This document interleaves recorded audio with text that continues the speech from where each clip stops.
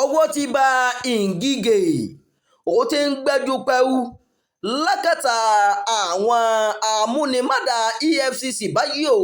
èyí lohun tí wọ́n lọ ṣe ní ọjọ́rú ní ìròyìn kan gbòde pé wọ́n ń wá mínísítà tẹ́lẹ̀ rí fọ́rọ̀ òṣìṣẹ́ ní Nàìjíríà Chris Ngige o. àmọ́ agbẹnusọ rẹ̀ Fred Chukwuolobe ti sọ àfọ̀mọ́ ọ̀rọ̀ pé ọ̀gá òun wà ní àhámọ́ àjọ tó ń gbógun ti ìwà àjẹbánu ní Nàìjíríà o.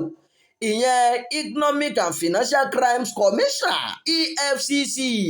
ìkéde yìí ló wáyé o lẹ́yìn ìgbà díẹ̀ tí àjọ EFCC gbé àtẹ̀jáde kan jáde níbi tí wọ́n ti fẹ̀sùn kan Ngige pé ó pa owó tó lé ní bílíọ̀nù 56 tó jẹ́ owó tó wà fún àwọn ìjọba ìbílẹ̀ nípínlẹ̀ Anambra ní pọ́npọ́ nígbà tó wà nípò gómìnà ìpínlẹ̀ náà.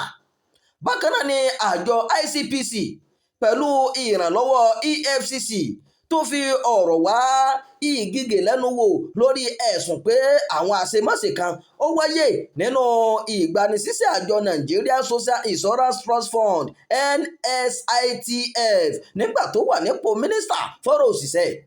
Chukwuolobe sọ pé ìròyìn tó gbòde pé wọ́n jí ọ̀gá òun gbé ló jẹ́ kí òun jáde sọ̀rọ̀ nípa ibi tó wà o. ó ní Ngige wà pẹ̀lú EFCC wọn kò jí i gbé rárá o. àmọ́ títí di àsìkò tí à ń kó ìròyìn yìí jọ EFCC kò tí ì jáde sọ ohunkóhun o nípa bóyá Ngige wà ní àhámọ́ wọn tàbí bẹ́ẹ̀ kọ́. ṣùgbọ́n Chukwuolobe ó ti sọ̀rọ̀ o. ó ní àkàtà àjọ EFCC ló wà kò sí níbì kankan wọn kò jí Ngige gbé o. ìròyìn yàjóyàjó fún ti àkókò yìí kò ní jù báyìí lọ. ẹ má gbàgbé láti máa darapọ̀ mọ́ ìkànnì yìí ẹ máa pín ká o. ẹ máa fèròǹgbà yín sábàlá àríwísí ẹ ṣeun bẹ́ẹ̀ ṣe ń tẹ́tí gbọ́ wá.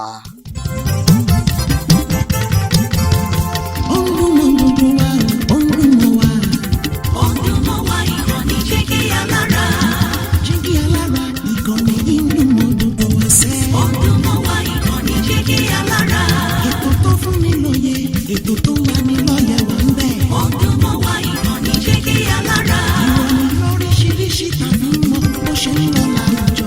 Ọdún mọ́ wá ìkànnì Jígí Alára. Ìkànnì Jígí Alára. Jígí Alára.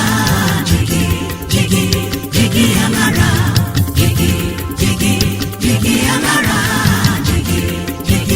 Jígí Alára. Ìkànnì Jígí Alára 24 bàbá gbogbo.